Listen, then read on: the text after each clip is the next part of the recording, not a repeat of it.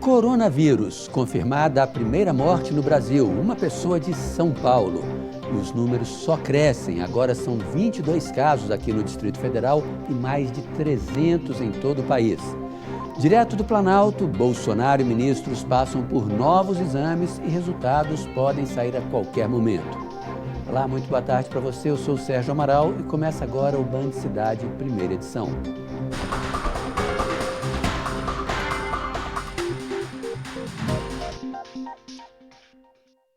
Aumentou para 22 o número de casos confirmados do coronavírus no Distrito Federal e mais de 300 estão em investigação.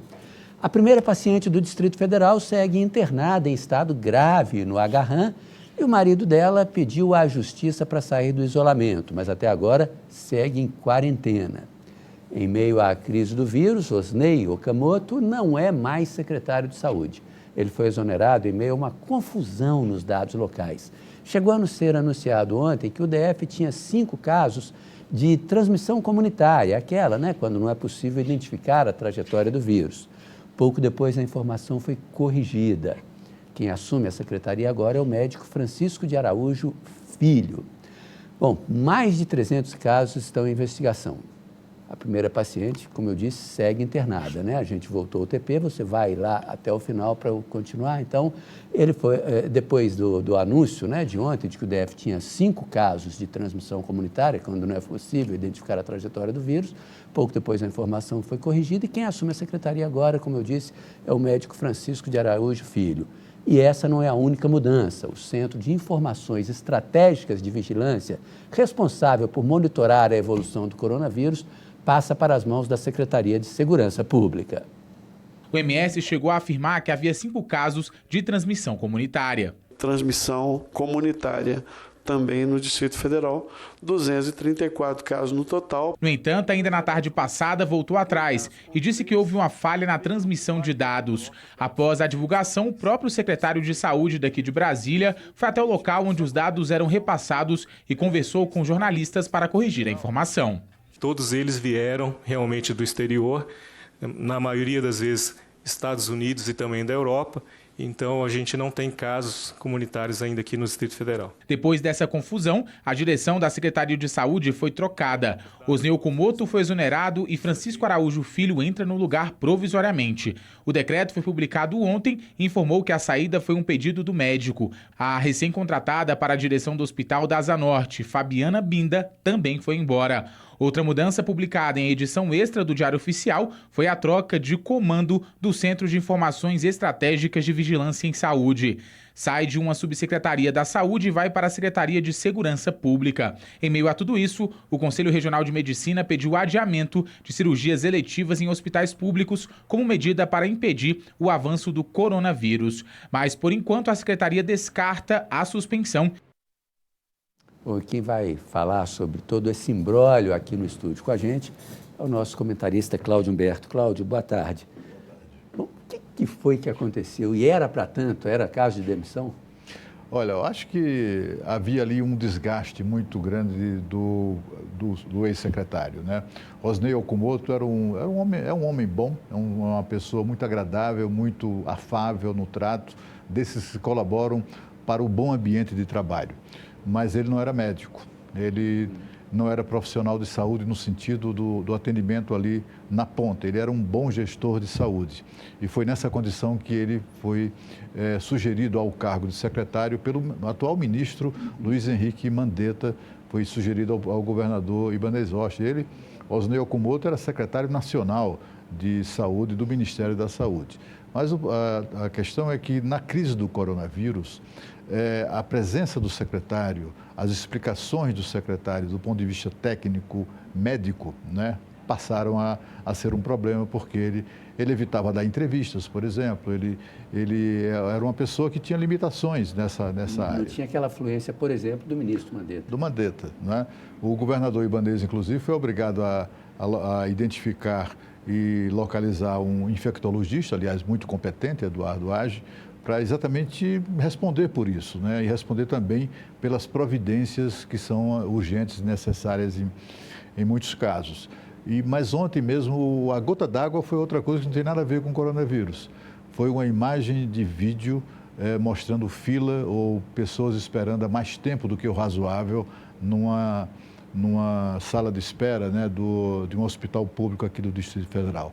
Aquilo fez com que o governador perdesse a paciência, já chega, e aí, na verdade, a gota d'água, né? E acabou demitindo o secretário. O secretário que assume no lugar, que é o atual presidente do IGES, que é o instituto que administra o Hospital de Base Santa Maria e 6 UPAs, ele é interino, ele vai substituir o secretário interinamente. Ele está indo tão bem no IGES que o Ibanez prefere não perder isso, né? Deixá-lo lá. Então é possível que por essa razão ele não venha a ser efetivado, mas de outro lado ele também é grande a chance dele acabar secretário efetivo. Confirmada a primeira morte pelo coronavírus no Brasil e o número de casos passa de 300. Renata Dourado está chegando ao vivo com mais informações. Boa tarde, Renata. Oi, Sérgio. Muito boa tarde para você, para o Cláudio. Seja bem-vindo aqui ao Band Cidade Primeira Edição. Uma ótima tarde para todos que estão aí nos acompanhando. Primeiro, a gente gostaria de começar com a informação de que o presidente Bolsonaro fez novamente um teste hoje para identificar se tem o coronavírus. A gente lembra aqui que assim que retornou daquela viagem que fez aos Estados Unidos, o presidente Bolsonaro já havia feito esse teste e o teste havia dado negativo. Só que houve um caso confirmado nessa comitiva, o caso do secretário de comunicação do governo, e aumentou aí de forma que hoje são 13 pessoas que viajaram nessa comitiva com o presidente Bolsonaro para os Estados Unidos e estão com coronavírus. Por isso, obviamente, todo o Ministério da Saúde e os médicos que acompanham o presidente achou por bem ele refazer esse teste, então foi feito hoje pela manhã. A gente aguarda aí o resultado, obviamente torcendo para que o presidente não esteja com coronavírus. Como você bem disse, foi confirmado hoje no Brasil a primeira morte em consequência do coronavírus. Trata-se de um homem de 62 anos de idade. Ele estava internado em um hospital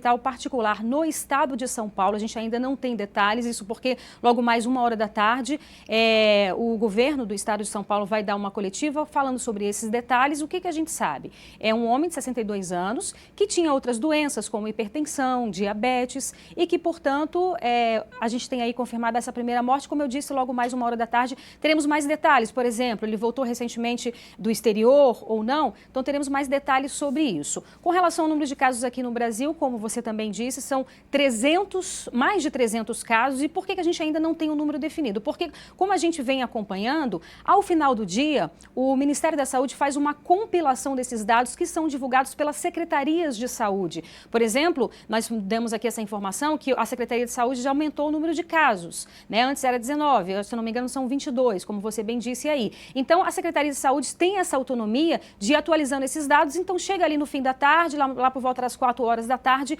o Ministério da Saúde atualiza esse boletim com esses novos casos. O que a gente sabe é que São Paulo continua sendo o estado com o maior número de casos, são até então 152 casos, seguido do Rio de Janeiro com 31 e aqui o Distrito Federal com 22 casos. Desse total, até a última informação que nós temos, 18 pessoas estão internadas. Situação no mundo, mais de 173 mil casos de coronavírus confirmados e 7.075 mortes. É isso, Sérgio Amaral. Obrigado, Renata. Cláudio Humberto, era inevitável ter uma morte sobre coronavírus aqui, né? Agora, nem isso deve ser motivo para alarme e muito menos ainda para as pessoas deixarem de fazer o básico, né? Lavar bem as mãos. Exatamente. Tem que se higienizar, tem que fazer asepsia pessoal, né? Tem que andar, de preferência, quem puder, quem tiver condição, de andar sempre com um frasquinho de álcool gel no bolso, né? Tocou em corrimão. Tudo isso são fatores de risco. É corrimão, botão de elevador, interruptores, teclado, mouse, superfície, qualquer superfície. É preciso saber, é preciso que se saiba que o vírus ele não fica no ar. Quando uma pessoa infectada espirra e sai aquelas gotículas, aquela que contém o vírus, aquelas gotículas vão para o chão ou vão por sobre alguma superfície. Ela é pesada. Né, o vírus cai, não fica no ar. Então, assim, é preciso ter muito cuidado sobre onde você vai colocar as mãos.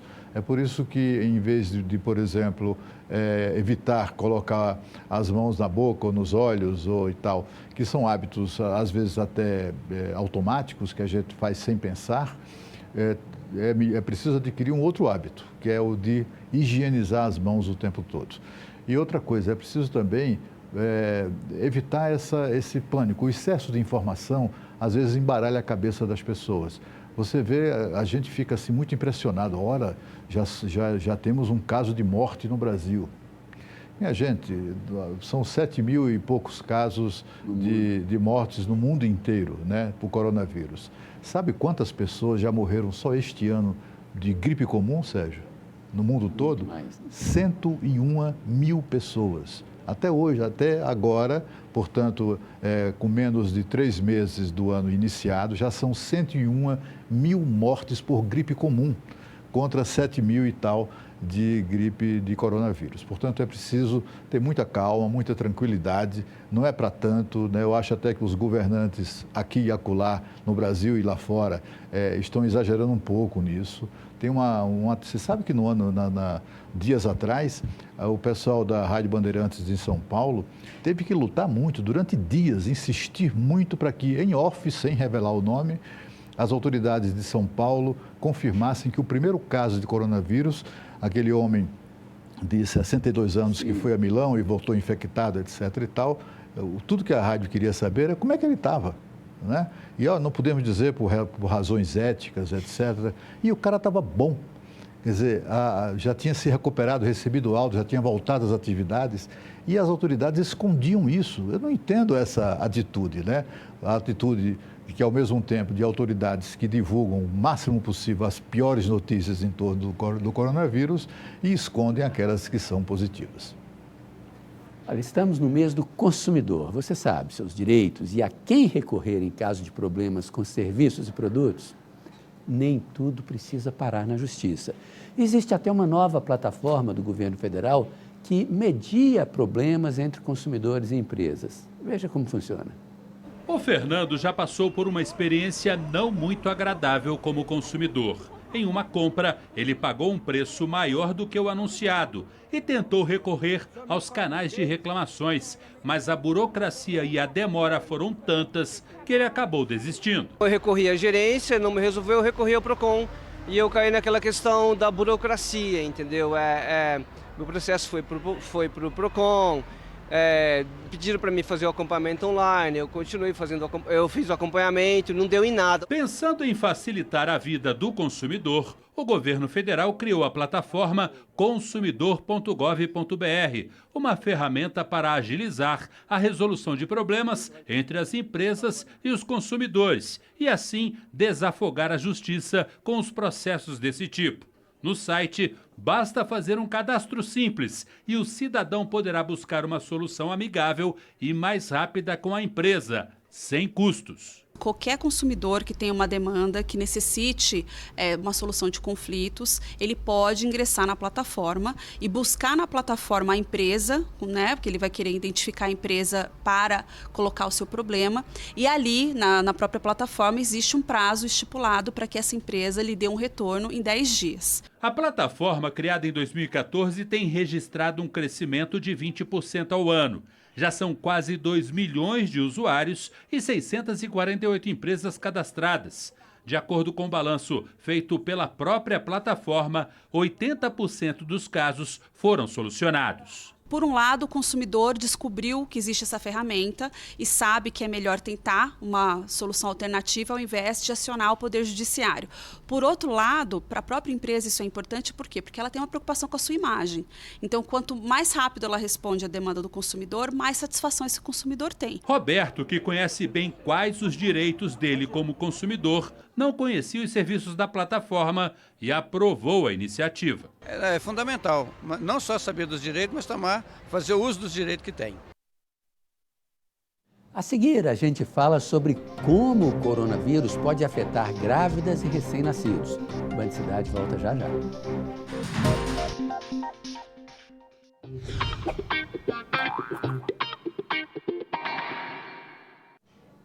Hoje é terça-feira, dia do quadro Consulte o Doutor. Em meio à crise do coronavírus, o tema não podia ser outro, né? Mas a gente vai falar de algo bem específico, o risco da doença para grávidas e recém-nascidos. Quem fala sobre o assunto aqui com a gente é a obstetra Cibele Bertoldo. Boa tarde, obrigado por atender o nosso convite. A gente sabe que o grupo de risco maior é formado por idosos, né? Mas e grávidas e recém-nascidos? A gestação, ela produz algumas alterações fisiológicas que diminuem a imunidade da gestante. Então, teoricamente, todas as gestantes são consideradas imunodeprimidas. Então, elas são consideradas um grupo de risco, né? Então, é importante elas não se exporem a situações de risco. Evitar sair à rua, sair só necessário, sempre lavar as mãos, aquelas mesmas recomendações. As mesmas recomendações. Um pouco além, por elas serem mais suscetíveis, então, à infecção. O comportamento do coronavírus em evolução numa gestante que contraiu o vírus é o mesmo. No entanto, para ela ser infectada, ela é mais suscetível. Agora, o fato dela ter menos imunidade, ser mais suscetível, isso aí traz que tipo de risco para o bebê? O que as pesquisas mostraram, nós temos 2 trabalhos, então realmente é muito pouco. São apenas 19 gestantes que foram realmente analisadas. Então, a gente trabalha mesmo com evidências científicas. Existem, claro, outros casos no mundo, mas relatados a gente tem esses casos das 19 gestantes. Não houve riscos de malformação fetal, né? Não houve nenhum caso de malformação fetal.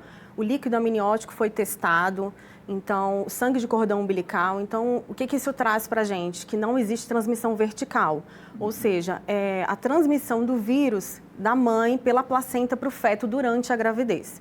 Então, todos os bebês testaram negativo, que nasceram dessas 19 pacientes. Bom, esse é um dado positivo, é uma boa informação. Agora, e depois do nascimento, o bebê recém-nascido também pode ser considerado grupo de risco?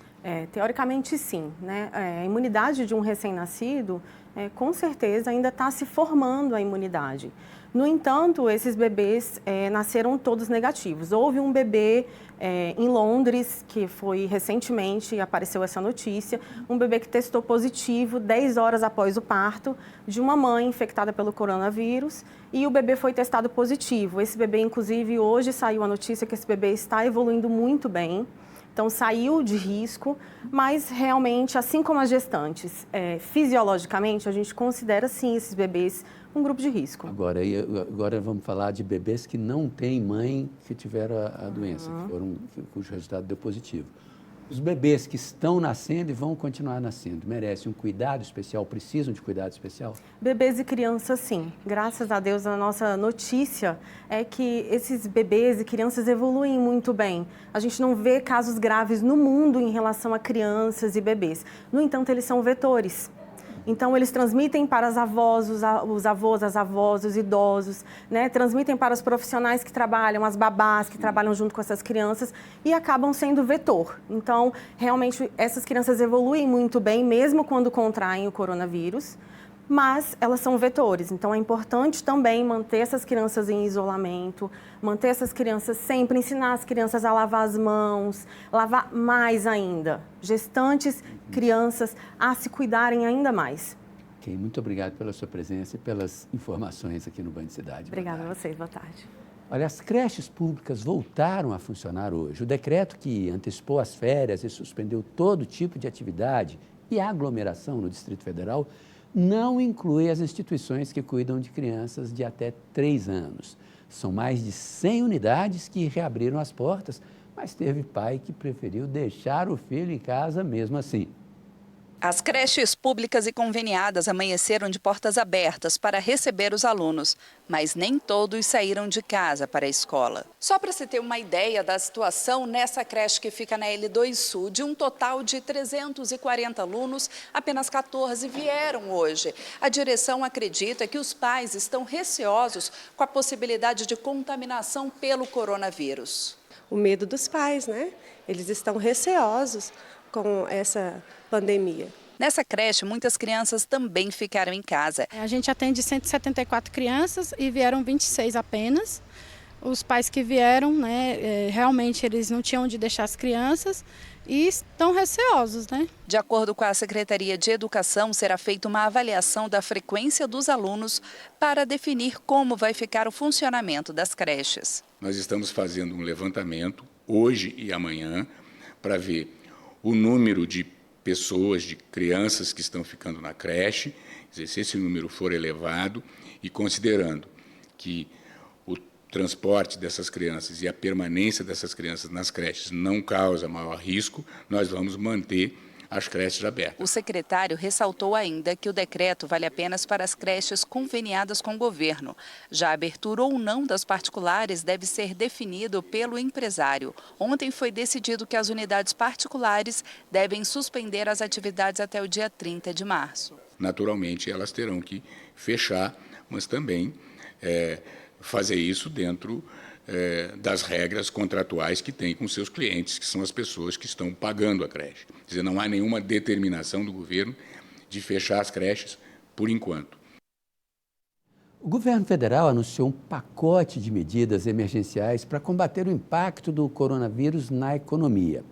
Vão ser investidos 147 bilhões de reais nos próximos 3 meses, com foco na manutenção de empregos. E também foi criado um comitê de crise para acompanhar os impactos da mudança no Brasil. Os detalhes chegando novamente com a Renata Dourado.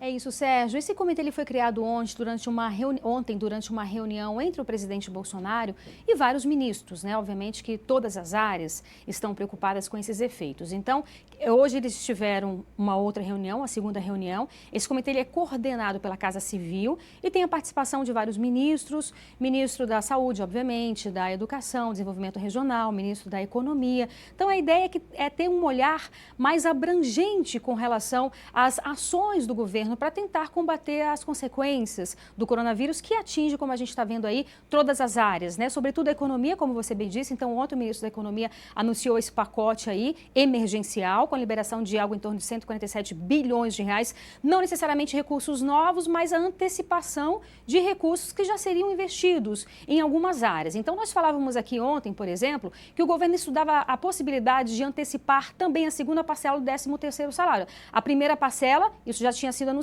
Então, ontem o governo também anunciou a antecipação da liberação da segunda parcela do 13º salário. Ou seja, a primeira parcela será liberada no mês que vem, em abril, geralmente ela é liberada em agosto, e a segunda parcela também, que era liberada geralmente em dezembro, vai ser liberada no mês de março. Outras medidas, haverá reforço também no Bolsa Família, esse programa que é tão importante e vai ser também tão importante nesse futuro aí incerto que a gente está vendo, infelizmente. Então, o governo vai investir mais 3 bilhões de reais no programa e vai acrescentar, abraçar aí algo em torno de 1 milhão de pessoas a mais, portanto, que não recebiam o Bolsa Família e que vão passar a receber. Uma outra medida também com relação à economia, o governo vai adiar o pagamento do FGTS pelas empresas, isso por 3 meses. Então, uma tentativa também de ajudar essas empresas e, sobretudo, fazer com que não tenha mais desemprego no Brasil. Então, é isso, as reuniões estão acontecendo hoje, dia aí, o ministro da Economia, Paulo Guedes, passou o dia todo também, a manhã toda em reunião e possivelmente teremos mais medidas e vamos acompanhar. Sérgio Amaral.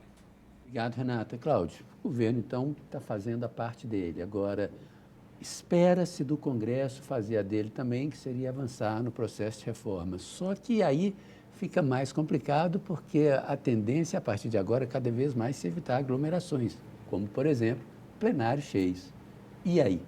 E aí, se reúnam onde for possível, né? Se não dá para juntar ombro a ombro 300 deputados no plenário, que os leve para um estádio de futebol. O que não pode é deputado não trabalhar. Eles não precisam de pretexto nenhum para não trabalhar como a gente está vendo.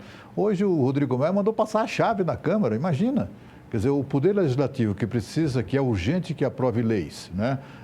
Em proteção das pessoas, que protejam as pessoas e dê instrumento às autoridades, sobretudo de saúde pública, de enfrentar este momento, eles estão em casa, essas belezas. Quer dizer, estão discutindo até a possibilidade de fazer votações remotas, né? Mas isso no caso de haver consenso. Consenso é coisa difícil de se encontrar ali, né? Eles querem fazer votação remota quando há consenso ou então fazer uma votação só com a presença dos líderes e tal. Eu acho que tudo isso é um maior absurdo, né? Numa guerra, e que é exatamente isso que nós estamos vivendo, há elementos que têm que ir à guerra, né? A gente até não lamenta, né? Por exemplo, as pessoas que deixam suas famílias em casa e vão para os hospitais todos os dias cuidar de pessoas infectadas com coronavírus. Eu não me refiro somente aos médicos, me refiro aos enfermeiros, me refiro àquelas pessoas que fazem a asepsia dos doentes. Me refiro... tem coisas assim, há profissões que são inescapáveis. O Supremo Tribunal Federal decidiu trabalhar normalmente. A Câmara Legislativa ontem deu um exemplo aqui no Distrito Federal, se reunindo, votando e aprovando medidas de combate ao coronavírus, né? Por que é que a Câmara dos Deputados e os senadores não podem, e o Senado não pode agir da mesma maneira? Você vai ver a seguir, bebê engasga com milho de pipoca no Paranoá. Band Cidade volta já. Policiais militares conseguiram salvar uma bebê de 1 ano que se engasgou com pipoca ontem à tarde no Paranoá.